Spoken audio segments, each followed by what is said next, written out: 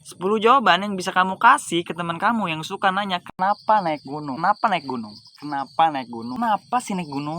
Kenapa sih naik gunung? Kenapa naik gunung? Jawaban yang pertama, Indonesia itu terlalu indah dan luas kawan untuk kamu lihat dari layar HP yang ukurannya cuma sekian.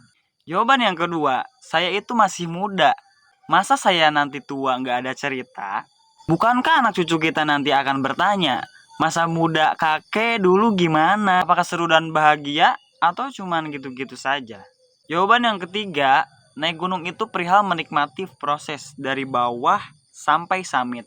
Dari sakit, perut melilit, kawan yang rujit, ada dingin yang sampai menusuk tenda yang sempit, seperti menikmati kopi yang pahit, namun nikmat walaupun sedikit.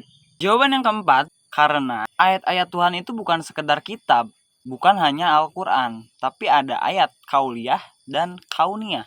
Apa itu kauliyah? Dan apa itu kauniyah? Jawaban yang kelima, naik gunung itu seperti candu. Persis seperti apa yang dikatakan Fiersa Besari dalam kutipan quotes-nya. Begini cuplikannya. Kenapa naik gunung? Entahlah, seperti candu yang ada di dalam aliran darah, gunung dan alam liar terus memanggil untuk kembali. Jawaban yang keenam, aku sih suka belajar ya, karena dengan naik gunung kita bisa belajar manajemen waktu, manajemen keuangan, manajemen air, manajemen logistik, belajar bagaimana caranya memanajemen teman-teman kita.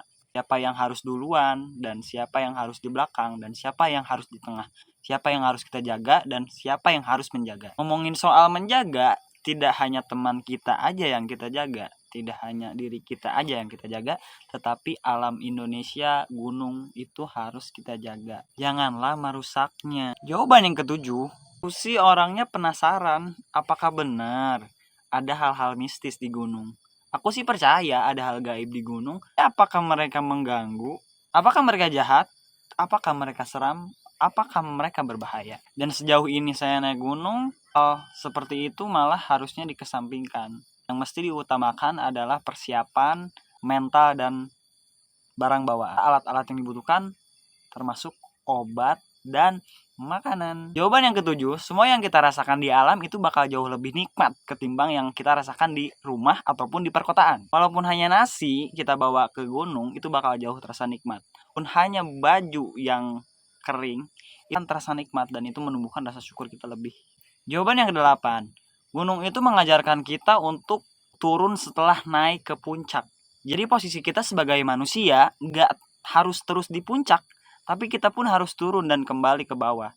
Biarkan orang lain merasakan puncak. Biarkan orang lain pun berproses dengan diri mereka sendiri. Dan kita yang sudah merasakan puncak, jangan mau di atas awan terus. Biarkan orang lain untuk mengambil giliran mereka.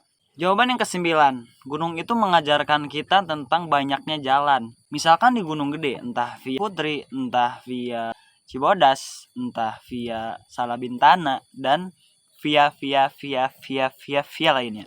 Begitulah kira-kira. Dan yang ke-10 pastinya di gunung itu cantik kawan, apalagi senjanya dan sunrise-nya. Menurut saya adalah perhiasannya Indonesia. Jadi, kapan muncak kawan? Apakah kamu akan menunggu rambut kamu beruban? Hayu atuh hayu. Hayu kembali ke alam. Dan intinya semua hobi itu nggak perlu alasan. Ya, kalau suka naik gunung ya suka aja kali. Dan mungkin kawan-kawan di sana punya banyak alasan, tulis di kolom komentar. And see you next time.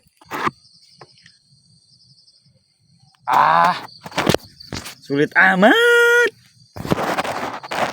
Jawaban yang kelima,